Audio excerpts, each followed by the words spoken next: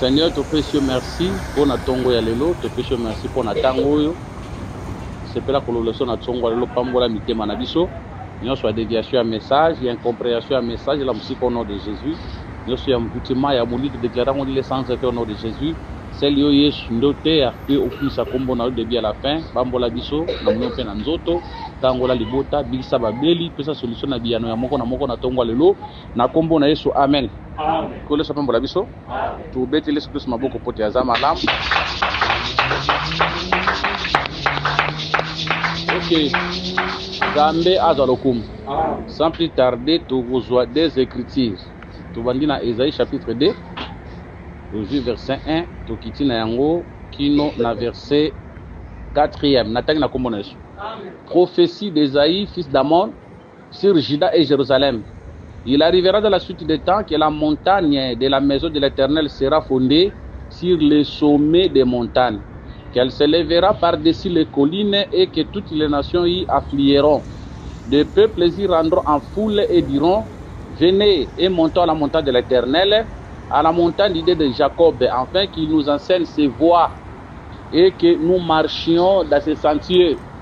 Car de Sion sortira la loi et de Jérusalem la parole de l'Éternel. Il sera le juge des nations, l'arbitre des grands nombres de peuples.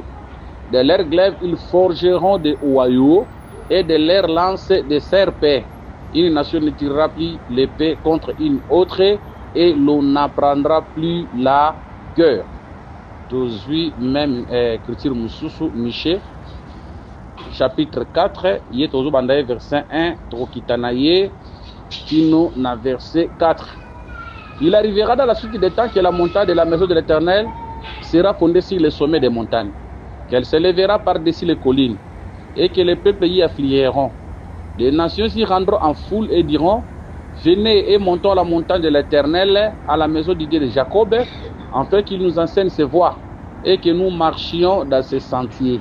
Car de Sion sortira la loi et de Jérusalem la parole de l'Éternel. Il sera le juge des grands nombres de peuples, l'arbitre des nations puissantes lointaines. De leurs glaives, ils forgeront des oyaux et de leurs lances des serpents. Une nation ne tirera plus l'épée contre une autre et l'on n'apprendra plus la guerre. Ils habiteront chacun sous sa vigne et sous son figuier et il n'y aura personne pour les troubler. Car la bouche de l'Éternel des armées a parlé. Polo a sa explication la lecture. Nzamba za lokumpo na tongo ya lelo po asali songolo tokutana biso na kati esika. Nazo banda ko présenter besquize pour l'absence na biso pour na mukolo ya jeudi. Santé et dérangeant qui biso. Yango permetaki te tokutana na kati na oesika. Voilà pourquoi nazo présenter excuse na ngai boso ba centre pour l'absence na biso pour na mukolo ya jeudi. Voilà pour la biso. Gloire à Dieu, toujours continuer ko talisa makambo nzamba bomba ki na kata Ésaïe chapitre 2. Topesi des passages poani. On remarque na Ésaïe chapitre 2, na Michée chapitre 4, bangono sobi balé ka eloko moko. Yango to ndeko tel que basali ya nzambe ba se contredisera te po bazana molimo moko. Toko se contredire te. O ezote ya ma na Pascal, yango ko te na komina Kinshasa, yango ko te na Allemagne, yango ko te na Afrique du Sud, yango ko te na Congo ya ngambu, na Burundi, partout potoza na molimo kaka moko. Yango frère Paul akendaki kotalisa na mukanda ya 1 Corinthiens 15:11 alobi: ainsi donc que ce soit moi, que ce soit eux, voilà ce que nous prêchons et c'est ce que vous avez cru. Kuna ba que les apôtres tant bateyaki bangono so batera eloko moko. Contradiction ezalaki. Paul azo banda ministère après bantoma banani ba Pierre. Ba Pierre banda ministère na bango avant. Mais tant Paul pazoya, Paul azo ndimalité est-ce que mona bango te. Kola pa mola biso. Mais tant ya zoya a contredire bango te, ba te réalité ya moko. Mais ko remarquer une différence ezaliawa. Ezana eloko mususu o balobi na bango surtout eloko moko. Mais ok quelque part ezali eloko mususu Miché abakisi, mais ezaya lobi angote.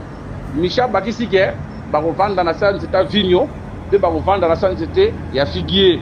Mais loko wana ezaya lobi angote. Mais ba lobi eloko moko, mais quelque part Michel lobi eloko mususu ezayi a lobi te. Kono loba ke tous les ministres toteaka eloko moko, toteaka Jésus-Christ. Mais attention, na kati ya particularité ya moko na moko eza pe na diversité oyo nzambe asalaka. Mais tous toyote ya kombo ya Yesu, tous toyote ya doctrine de Jésus, mais na kati ya particularité ya mutu na mutu o remarqué que moi différence ezalaka. Oyo na lité ya soka toteya o remarqué mingi ata mati mesuka suka alfa que ne frapper ka lisumu. Même sous na lité na e ata mati suka yo akenaka na kondima. Ozomona moi ba différence moko boye, moi ba particularité ya moko na moko. Maintenant to sito simbaki moi ba parti moi ebele. Tolobaki ke tango yo Esaïa zoloba na tango ezoya suite de temps elaki deux temps différents. Esaïe azalaki na temps mususu to Miché baomi bale Esaïe na Miché bazalaki na temps mususu mais bazomona temps moko oyo ezoya pour dire que les prophètes tango ba prophétisaki babanda komona temps moko oyo bandaki koya yango wana ekomama boye na kata mukanda ya frère Pierre na kotanga écriture wana frère Pierre alobi boye frère Pierre azoloba 1 Pierre chapitre 1 verset 10 obando kitabalobi les prophètes qui ont prophétisé touchant la grâce qui vous était réservée ont fait de ce salut l'objet de leurs recherches et de leurs investigations, voulant sonder l'époque et les circonstances marquées par l'esprit de Christ qui était en eux et qui attestait d'avance les souffrances de Christ et la gloire d'autres seraient suivies. Il leur fit révéler que ce n'était pas pour eux-mêmes, mais pour vous, qu'ils étaient les dispensateurs de ces choses que vous annoncez maintenant, s'il vous plaît, que vous ont annoncé maintenant, ceux qui vous ont prêché, l'évangile par le Saint-Esprit envoyé du ciel, et dans lequel les anges désirent plonger leurs regards. Quand les prophètes prophétisaient, babanda komona tamoko boeza liboso zoya mais bango ba sakola mais banda komona tamoko ba Bible dit que balingaki ba sonde ba luka ba yeba makambo banda ko ba yisi bango miso te makambo ezaka pona bino moko te mais banda ko talisa makambo ko ya na tango to bikela lelo mais bango ba sakolaki ba monaka déjà na bisakoli na bango ba monaka déjà que ezana makambo ba bieza liboso o bango okola bamola biso yango wana Yesu tango aye tango abotami tango abandi ministère akoyebisa baye ko libo sepela po makambo bozotala bozomona na miso na bino ba grand ebele ba désiraki ba mona obino bozomona oyo pona ba ke ezala bezayi ezala ba Miché ba désiraka ba mona tango wana mais ezala penza pona bango te mais biso lelo tozo bénéficier tango wana donc tola tango ya ngolu tona tango moko ya malamu koleka tango ya mobeko bango tango basakolaka c'était le temps de la loi mais biso tango to sakola lelo to totia lelo tozo bikela le temps de la grâce ya on dit que la suite des temps c'est le temps de la grâce le temps toza na yango lelo kola bambola biso mais lelo tozo parti nini lelo toza na parti tozo zwa tozwi mukanda ya Miché tozwi mukanda ya Miché po tozo lobeli mo ba parti na mo ebele tozwi mukanda ya Miché tozo zwa parti ni lelo tozo zwa verset 3e Miché chapitre 4 verset 3 et le biboé il sera le juge des grands nombres de peuples l'arbitre des nations puissantes lointaines tolobela ki yango déjà mukolo ya mardi le tozo zwa de leurs glaives ils forgeront des oyaux et de leurs lances des serpents. T'as vu qu'une nation ne tirera plus l'épée contre une autre et l'on n'apprendra plus la guerre. Wana tosi tolobela ki yango mais lelo toza kolobela eloko msusu kola pamola biso. En vérité, faut te bien dans la Bible, toza na 4 langages, toza na révélation, toza na prophétie, toza na doctrine, toza na connaissance. Makambo yo basakolo bande koloba, soki to memi yango na prophétie babandaki kolobela likolo ya reine millénaire azolobela yango na reine millénaire na tango yo bokonzi ya Yesu ekozala na se ya mabele oyo tango bazolobela ke ekozala na nation moko te ekotire épée contre nation mosusu mpona kotalisa ke reine ya Kriste na reine millénaire ekozala reine ya kimia litumba ekozala te après la bataille d'Armageddon le Seigneur a kimia na se ya mabele koye monda kozala le véritable roi sur la terre wana c'est par rapport à la prophétie. Mais bisoto simbiango par rapport à la prophétie, soto memiango lelo na révélation, peut to kitiango na kati ya doctrine. Kola ba mola biso. Tolobi ki toza na verset 3. Babi na bambeli na bango glaive da mbeli. Babi na bambeli na bango bako, hein, ils forgeront des royaux. Remarquez. Kola ba mola biso. To kititi na sena yango to landa bien babi. Bako zwa bambeli na tangu wane kokoma. Tangu suite de temps kokoma. Nini ko sala? Babi boy. Bako zwa bambeli na bango bako sala ngo ba royaux. Royaux ezanini. Omoni soko ke na bilanga. Tozana iloko moko leto benga na kombo ya Congo. Hein? Congo na française la ou hein? Nde yango wana. Mais royaux eza ndenge moko kaka na Congo, mais selon ba recherche na sali, on dirait Congo aza mwa munene koleka royaux. Mais royaux oyo eza instrument ya bilanga. Tozonga lokola Congo. Pour ce que tu as dit, c'est na Google, batie nzete, mais na suka batie kotia ndeka batia Congo wana. Donc wayo azali instrument lokola Congo o basala na bilanga. Musala neza ko balwa mabele kotimola pona kolona. Nde wayo. Tozui eloko mususu ba continuer ba lobi et de leur lance. Wayo to lobi et glaive to lobi zambeli. Mais ba lobi susu ke de leur lance ba kosala ba serpe lance zanini lance na lingala babenga ngo likonga. Toza la différence entre arc na lance. Batobela basala confusion hein, balinga ba confondre arc na lance. Arc la lingala babenga ngo tolo bana babotami ba ano ba yebi ngo te mingi na tangwa kala ba sentinelle nde bazako zanango. Okuta sentinelle moko alali azana arc na ye ezalaka na nzete egumba maboye ezana singa ezana flèche na babenga lingala mbanzi hein wana nde tolotolo yango wana nde arc. Mais tandis que tango bazolobela lance nde babengi na lingala likonga ebande kozala nzete moko ya mulai mais na suka nango batie mbeli moko za pointi boye. Yango chasseur ok na bitumba soka moni nyama aokamatali kongara salini abwakeli nyama ete koti nyama ebomi nyama. Mais tandis que tolotolo chasseur abandaki ko sa servir na yango soka ke na bitumba amoni nyama akotia mbanzi abeti pe ebomi nyama. Kola ba mola biso awa toujours comprendre boye ba bisi biso boye na verset 3 balobi ke bakozwa bambeli na bango bakosala yango na verset 3 bakozwa bambeli na bango bakosala yango bawayo pe bakozwa balance na bango bakosala yango baserpe. Serpe zani pour n'espérer wayo déjà serpe zani serpe banda kozala banze eza banzete eza pe bilanga eza nzete moko ya mwa mulai mais na tête na yango batie mbeli moko boya munene siko utilité na yango ezani ekataka banzete hein utilité na yango wana ekataka banzete na bilanga. Mais tandis que wayo yaza lokola Congo musana sani abalaka mabele pona kolona. Mais tandis que serpe ye musala na ye aza akataka banzete. Mais au départ wayo ava koma wayo azalaki wayo te azalaki mbeli glaive. Serpe ava koma serpe azalaki serpe te azalaki lance.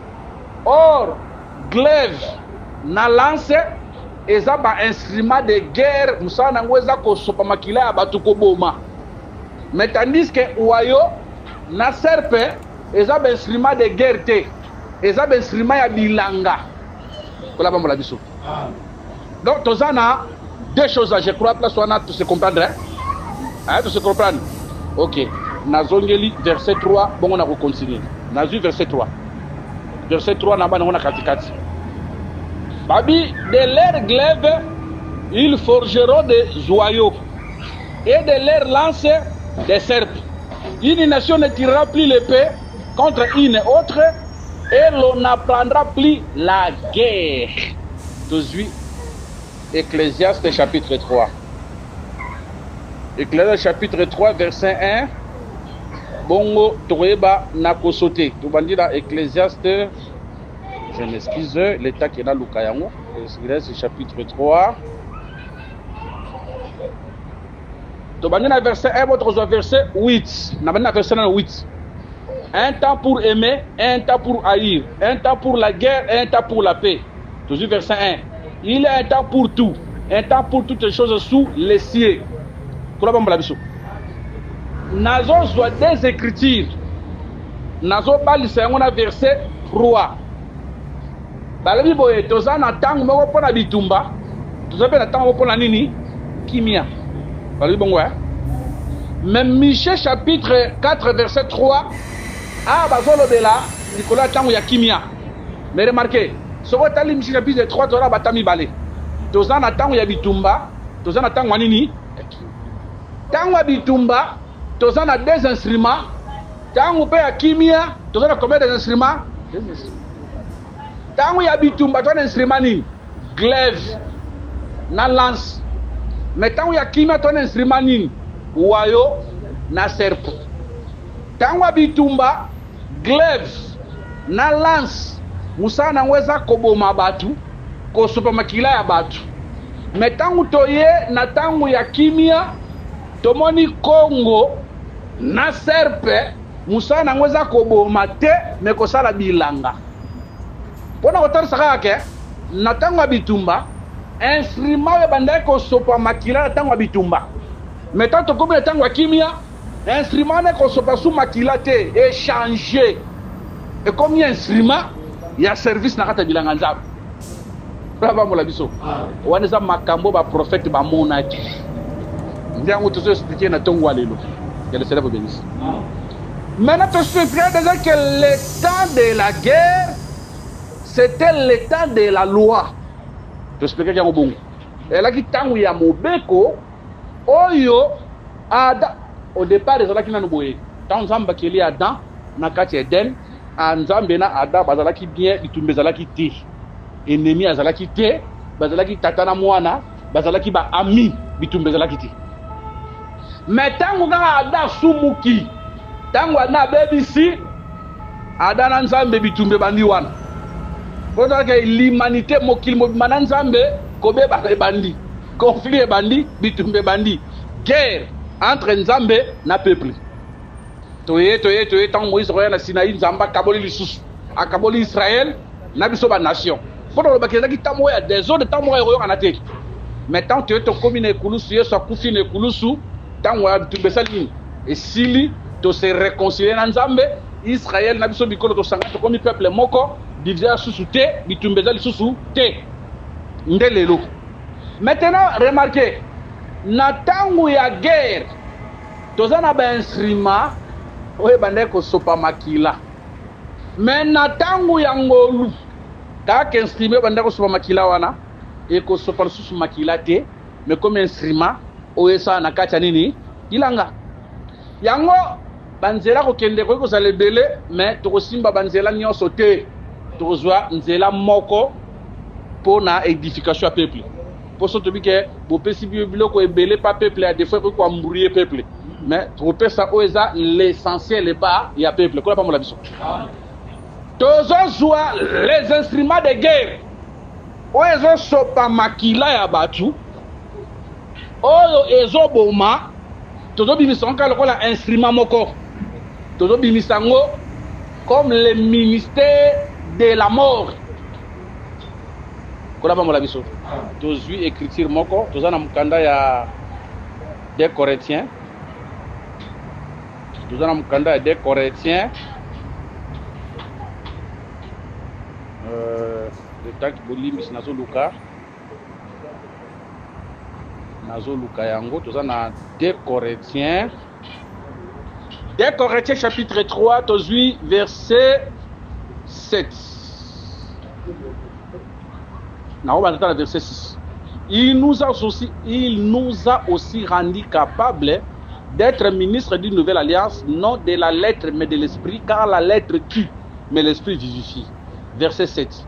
Or, si le ministère de la mort, gravé avec des lettres sur des pierres, a été glorifié, au point que les fils d'Israël ne pouvaient fixer les regards sur le visage de Moïse, à cause de la gloire dans son visage, et bien que cette gloire fût passagère.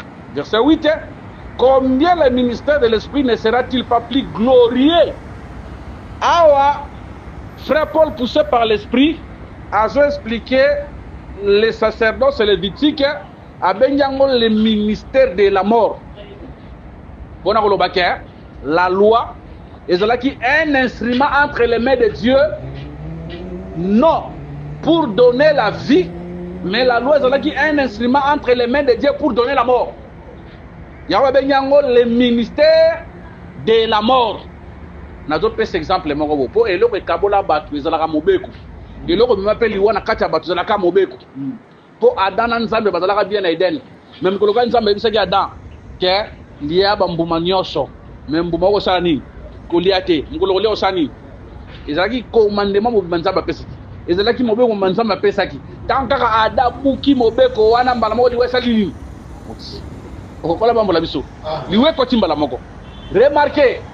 Remarquez, dans Genèse 22, Abraham a il faut que nous repèse à moi un sacrifice le collé en gomba à Morija.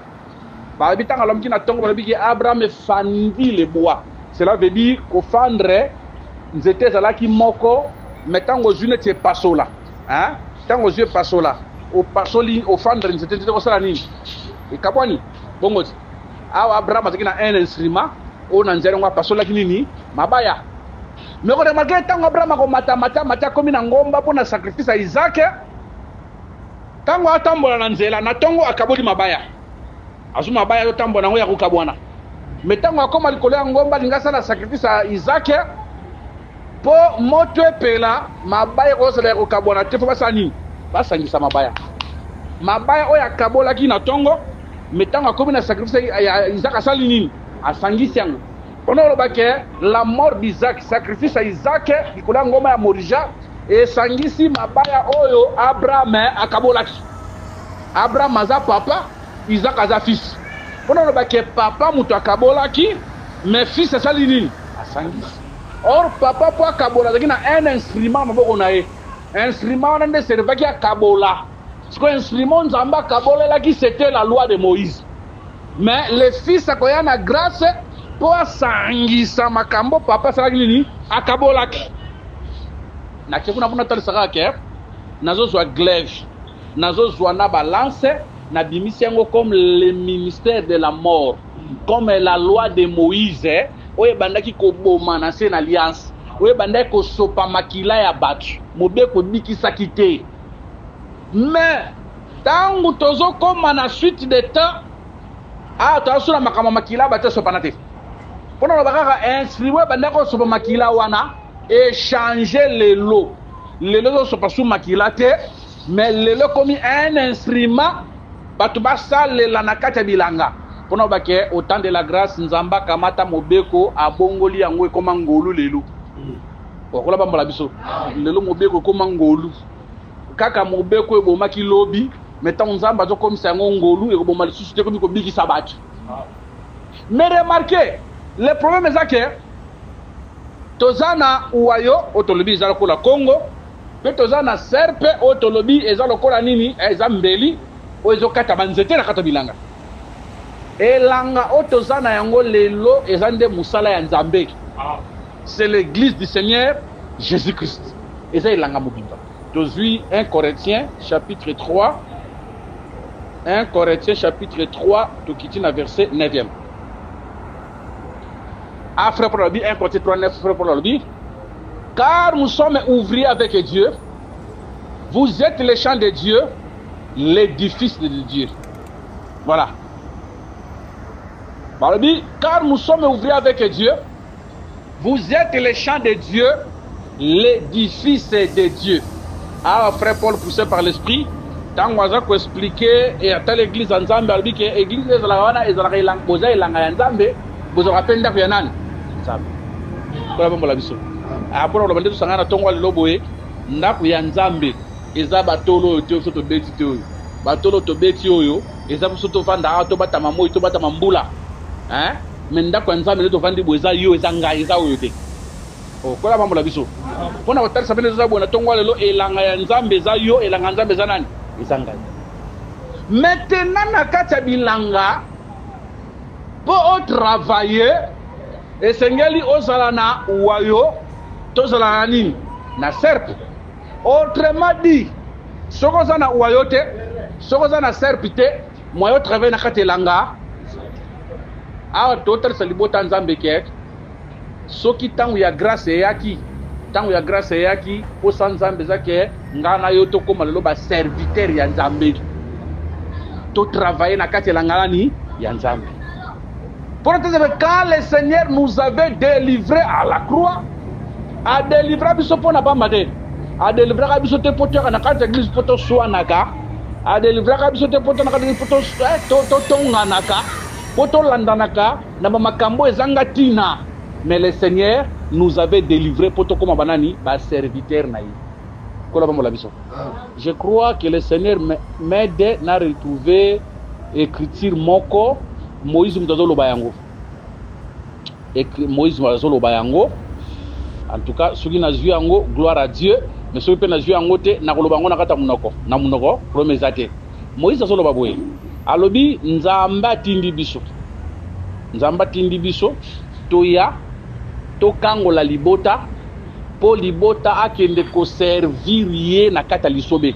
Elobama na mkanda exode ndengwana. Kola pamola biso. Et l'obama namkanda exode ndengwana que le Seigneur a tindi biso. OK, nazui Exode chapitre 3 verset 12. Exode chapitre 3 verset 12, Dieu dit: je serai avec toi et ceci sera pour toi le signe que c'est moi qui t'envoie. Quand tu auras fait sortir d'Égypte, le peuple vous servirait Dieu sur cette montagne. Omoni kola pa molabiso bokosa ela nzambe kola nini yangomba oyo.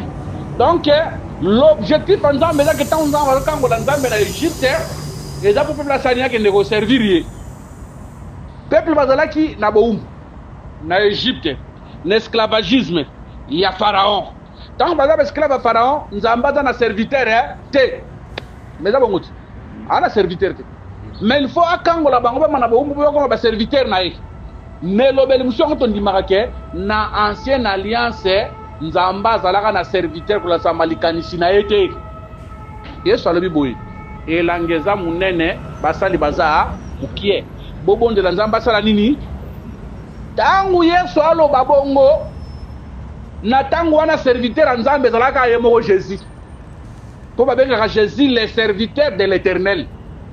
So tango aloba ke bobonde la nzamba tinda batu na kati elanga na ye prière wana ekokisamaka mukolo ya Pentecôte. Quand le Saint-Esprit était venu, Pierre, Jean, Jacques, frère Marie, commis pe serviteur, servante, koti na katelanga po basala musala. Pour ba ke lelo nzamba komi na serviteur. Mais loko lingi to singa to simba na mezake tango nzamba kango libiso eza poto za la serviteur. Eza poto servir ye na kata makambu na ye. Kola pa mola biso. Donne to yaka boye eza te poto benda naka, poto swanaka, poto tonga naka, poto bundisa naka, poto salama makambu ezanga tina. Le Seigneur nous avait choisi pour lui servir. Pour qu'on ait serviteur nae. Maintenant, tous on a des instruments. Tous on a ouayo, peut on a serpe, o ezawana, eza comme les instruments, o esakeli ko salela. Nazo écriture moko, nazo na mukanda ya Exode. Exode chapitre 15. Exode chapitre 15, na bani na verset 18 kino 21. L'Éternel régnera, l'Éternel est à toujours. Hein? L'Éternel régnera éternellement et à toujours. Car les chevaux de Pharaon, ses chars et ses cavaliers sont entrés dans la mer. Et l'Éternel a ramené sur eux les eaux de la mer, mais les enfants d'Israël ont marché à sec au milieu de la mer. Verset 20. Marie, la prophétesse sœur d'Aaron, prit à la main un tambouret, et toutes les femmes vinrent après elle avec des tambourets et en dansant.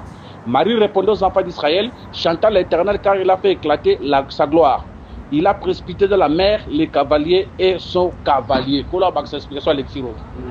Israël a dit d'Égypte na kata boum na ndaku ya Pharaon. Ba nyokoli bango pendant 430 ans, nzamba kango l'Israël, Israël a bimi.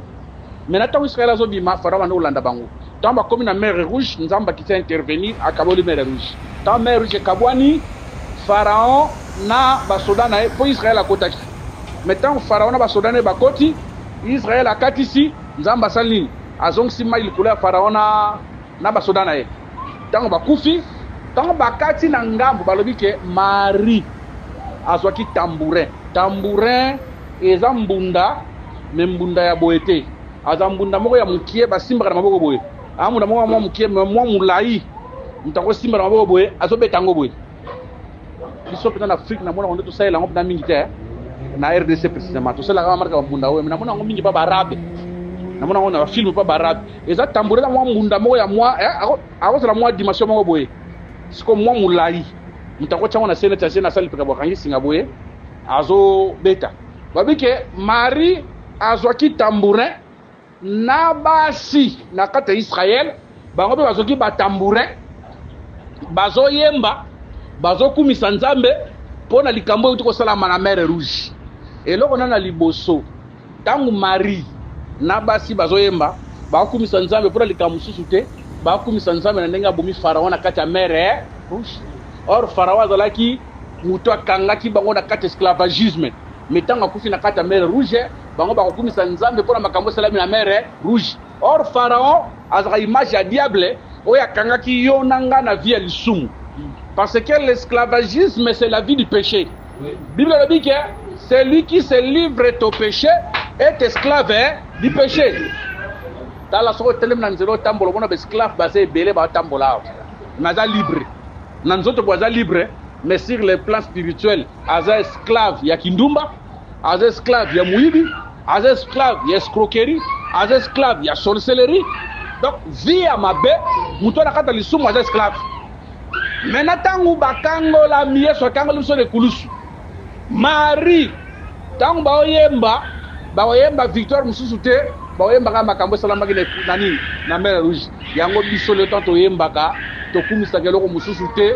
Tokumisaka Yesu pona musala wa salaka na kulusu pour mer rouge et sika au Pharaon akufa na ba soda na e ezarande la croix de Golgotha. C'était à la croix de Golgotha ndé le Seigneur Jésus alonga Satana a dépouiller Satana na ba soda na e ya ko tso to yembaka tokumisaka mutu mususu te tokumisaka Yesu alonga Satana kulusu ko ba mbala biso loyembo na biso mateya na biso ezalaka basé kaka sur l'œuvre de la croix. Tokumisaka Yesu alonga Satana na kulusu. A part yango toza eloko musu ya kokumisa te. Yango mutu atombama na kati na église na kati na biso koleka bato nyonso ezalaka Yesu po akangola biso na kulusu. Wana tokena ngone elobela liboso. Mais maintenant remarquez na ke kuna pona nini. Tango baoyemba. Koyemba baoyemba baokumisa nzambe. Baosalela nzambe un service parce que mutu azoyembela nzambe azoko adore nzambe wazo sala onza musala mobimba mais bakosala ngo ndenge nini po bayemba il faut bazana ba tambourin do tambourin wana un instrument basimbi o baobeta c'est un instrument o baobeta baokumisela nani ana ina zwa nanu tambourin kozongolo kola une grâce que le Seigneur a chekati na yo comme un don spirituel au nzamba chekati na yo parce que okosala nzambe oui mais okosala nzambe na nini nzambe basala kena likabo ya chekati na yo ndenge na telemi lelo le don que j'ai reçu de Dieu à part pardon mususu mais le don na Dieu pa nzambe c'est le ministère de la parole ndenge na telemi na zo teya cela veut dire nazo sala nzambe musala na likabo ya ministère apesi ngai intercesseur dans la intercesseur do sambela tango azo sakola aosala nzambe na do anini ya prophétie nzamba pesi oyo azana vision oyo azana parole de connaissance oyo azana parole de sagesse ndeto yambi Yesu solo mutakoloba ayambi Yesu azana don spiritualité eza mwa pasi pona ndimake mutu na yambi Yesu po mutu soka yambi Yesu ayena kata via mutu wana il faut tika ba don spirituel na kata via mutu wana pour le bananga teke oyambi Yesu apesi ata don moko boete eza mwa difficile na ndimango comme koloyo Rebecca ake kotoka mai na libulu tangu Rebecca toki mai na libulu tangu azonga na ndaku na bango yaya na ya mobali là-bas tango atali Rebecca accompagne que leki na ngai balingi ye a comprendre que mon ami abi leki na ngai kendaki boete mais tango leki na ngai ozonga na comprendre balingi ye a remarquer ya mon ami il remarqué tango Rebecca binyaki na mai actant le secteur le plus ancien certain na 5e mai komela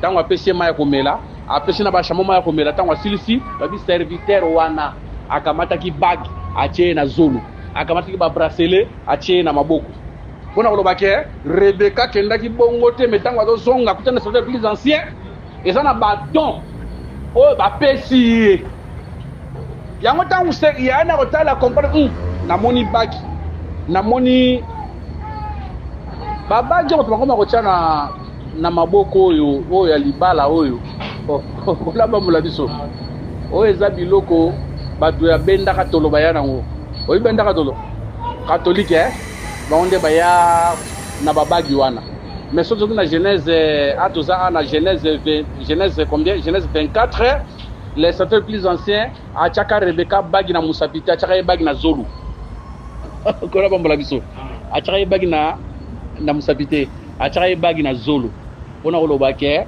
Rebecca yo te mona otambola wana oyoka solo mobali mosusu nde oyaka solo ya Isaki po zolo oyokaka solo te donc yo solo mosusu te oyokaka solo nani ya Isaki bon naza contre bagi oyo te naza contre bagi oyo te mais problème nde eza ke eza nde mpe na écriture te eya nde na écriture te eya na écriture moko te na kati ya bible etili so tiaka bagi oyo eza te mais l'homme regarde à ce qui frappe aux yeux.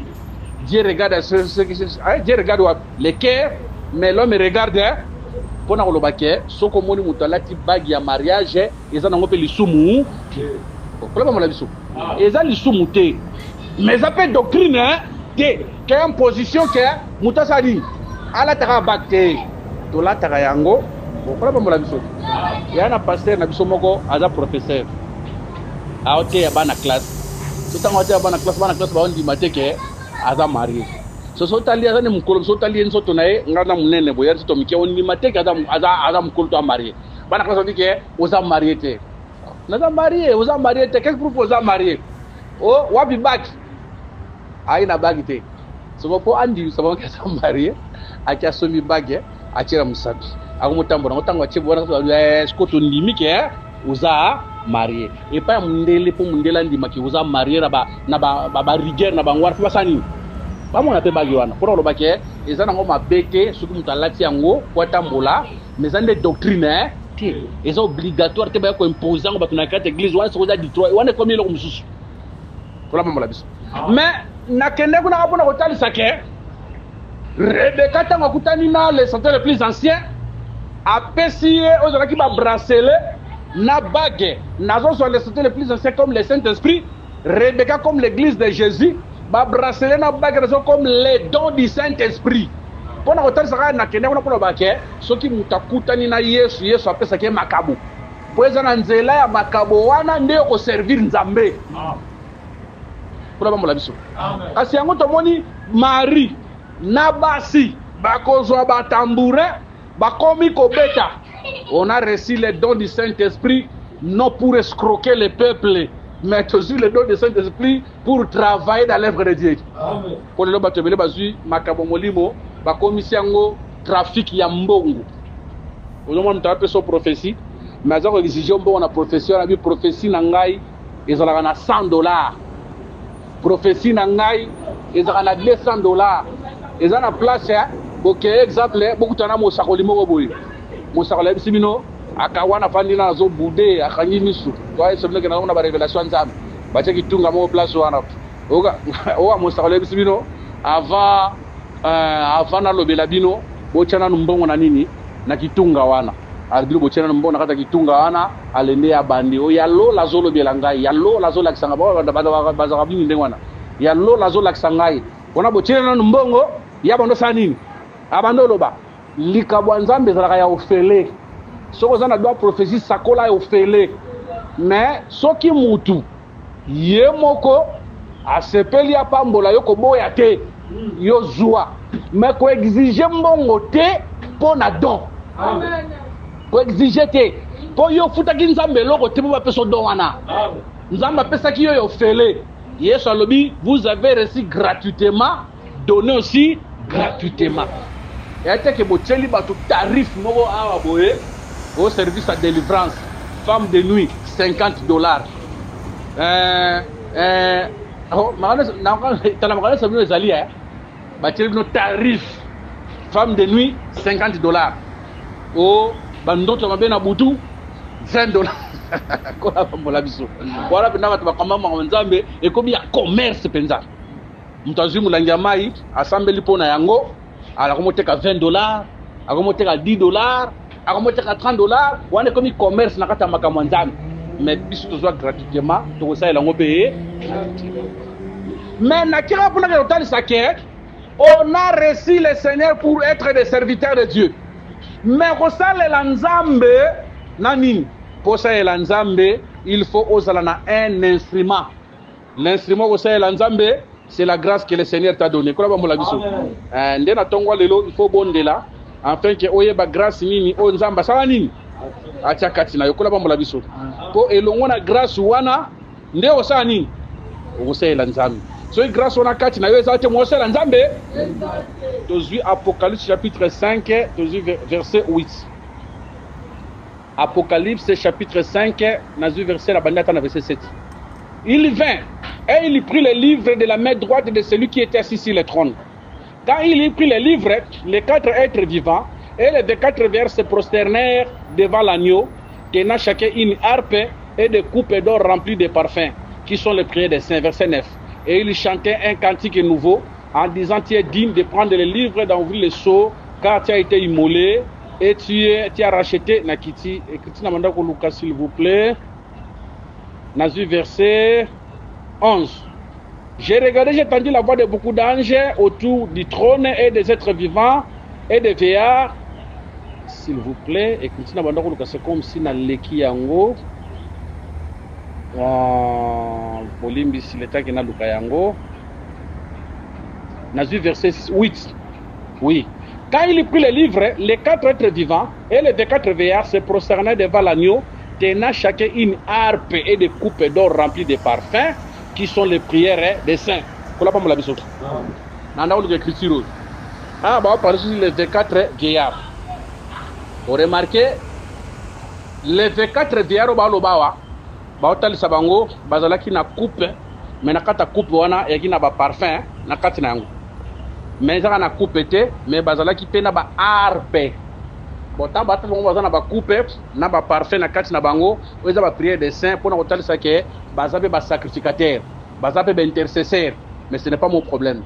Na bana ko expliquer les 24 veillards comme l'église du Seigneur Jésus-Christ. Donc expliquer les 24 veillards comme l'église na ndenge nini. Remarquez, baza 24 na kati 24 oyo bango no so babima na kati Abraham hein? Abraham abotaka Ismaël abotaka penani Isaac. Or nakata Ismaël abotaka 12 princes. Tozolanda Ismaël abota 12 princes. Mais tandis que nakata Isaac, Jacob akobotama. Tant Jacob akobotama combien de fils?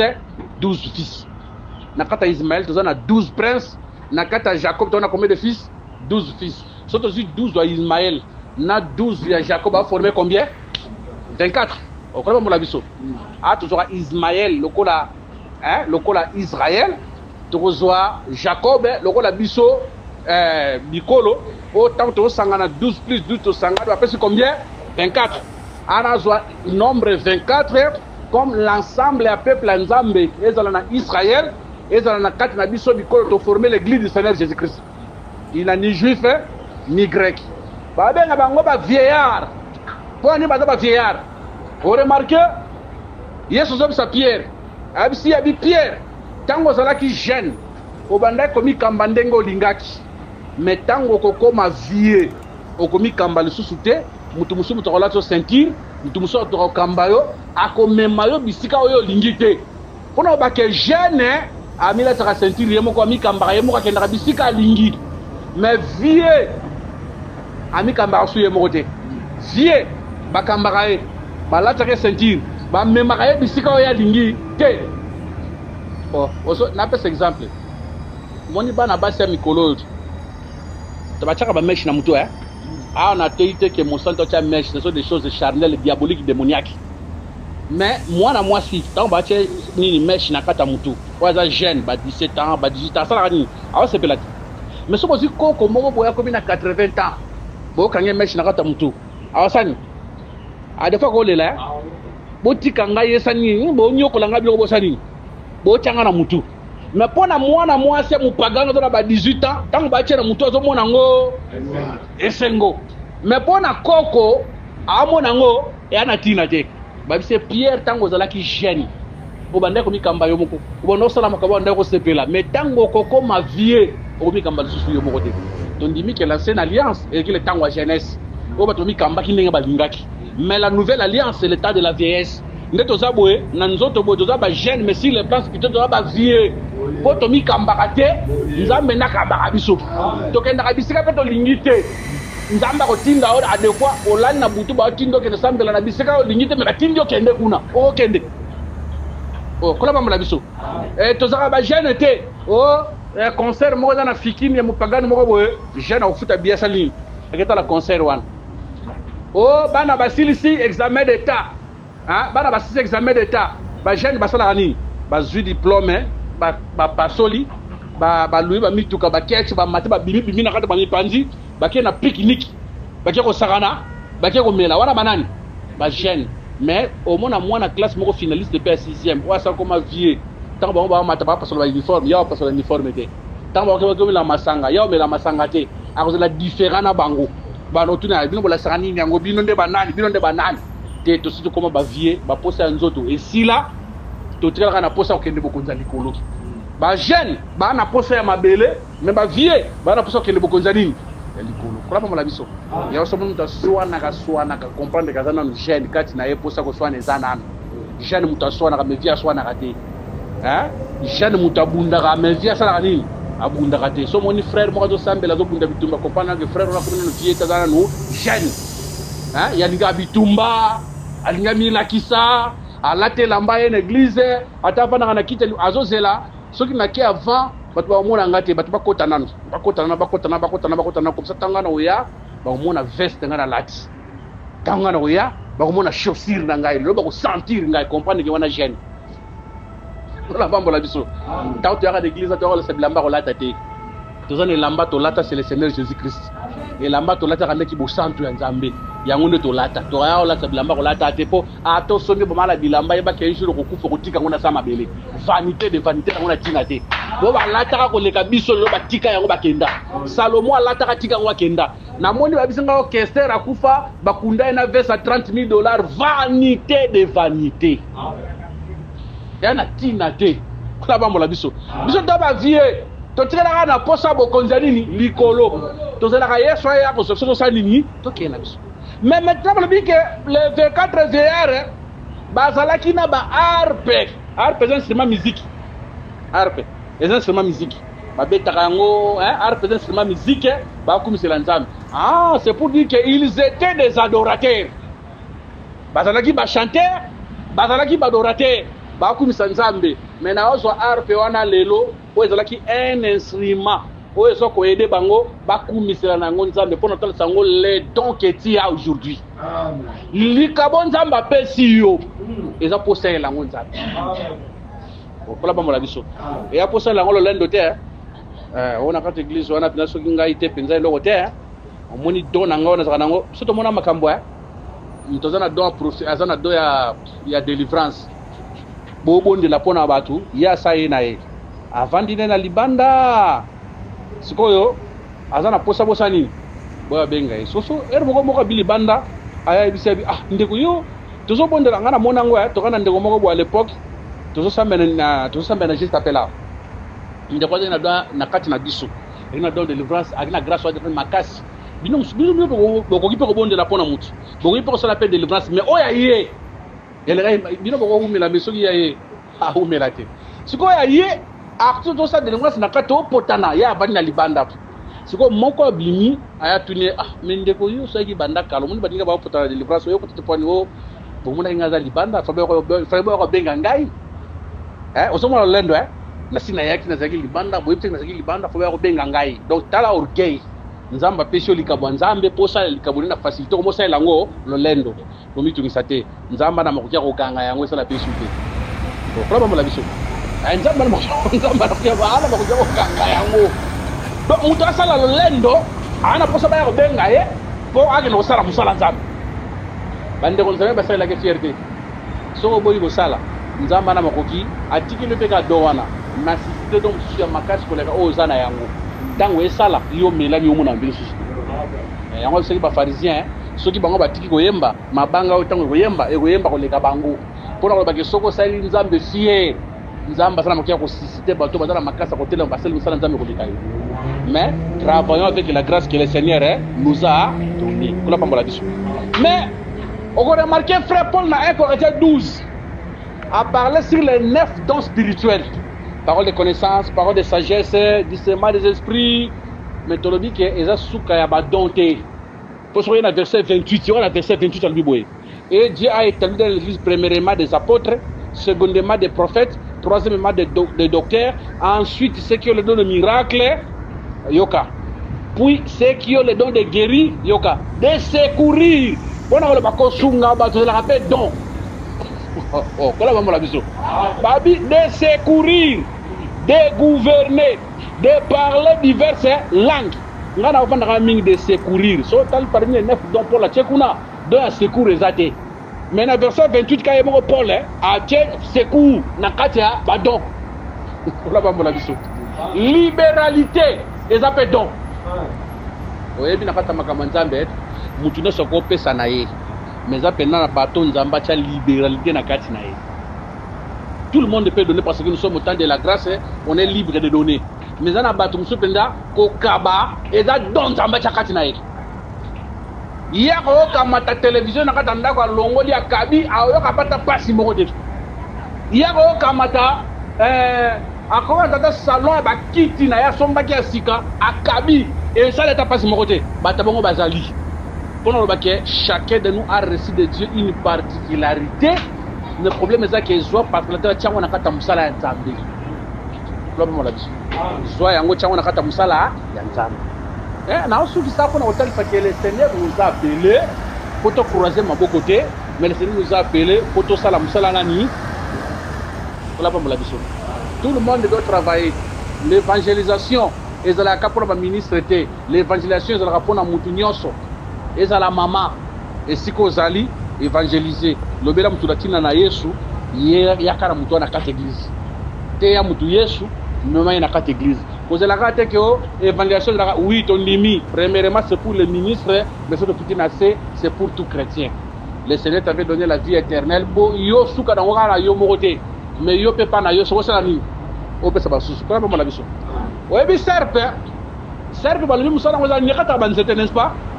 Et quand on va dire, au moins on va bilanga o soko kelelo na ba mbaka na ao, hein, na ba plateau.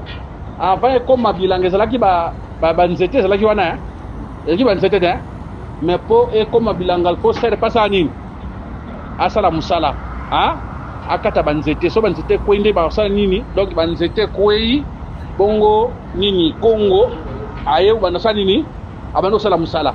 Pona baket ceux qui servent pakati banzetete elanga moye salama hein moye bolona loso moye bolona madesu ana kozwa pe serpe lokola vie de prière nzamba tchekati na yo ezana banzete o esengeli ko isapo mona bolamu ya nzambe ezana banzete o esengeli ko isapo sala bilanga ko kola pambola biso ana zubi banzete lokola ba difficulté lokola ba problème net na kata famille exemple famille na bino mutapala na fa normal azala kate kuna po mutapala foka ba sente eza banzeto etelemi mais yo zo ser banda kata banzete wana la bamba la biso kota na kata prière banda ko sa balwa wana ke o mutu na kata famille na biso akobala na normal te banda ko isa yango yo ko na serpe soki bango ba ko bala na normal te yo ko bala na kombo na Yesu yo kenanda ko libala te ba cheosemi yo ko sambela ko kwesa banzete wana o ba na normal o ko tanda ba dibala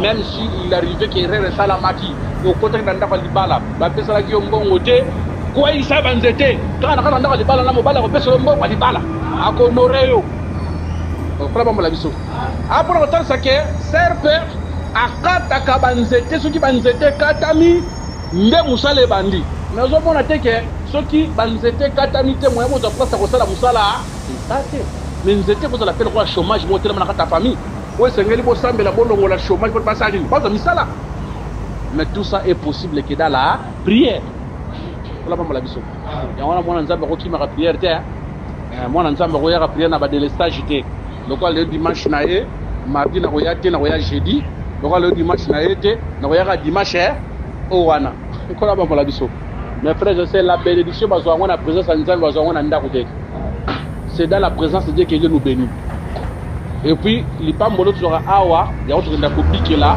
na ndako kande basala nzambe azoyebi soki eki nzambe apambola yo yo ndimaki nzambe apamboli yo kande ndongo ozoka lite eza bénédiction ndimaki nzambe apamboli yo mais avec le temps kopi okiyoki na ndako ndomoni liteya wana ebongwana epesi yo mbongo liteya wana epesi yo mosala liteya wana epesi yo libaya epesi yo voyage ebikisi yo na maladi kolapambola biso voilà pourquoi il faut kolinga koya na kati ya presence ya nzambe il faut kolinga koya na losambo il faut kosambela mingi koyoka liteya kobanga nzambe c'est alors le Seigneur akopambola biso sike tekolo Yesu apambola biso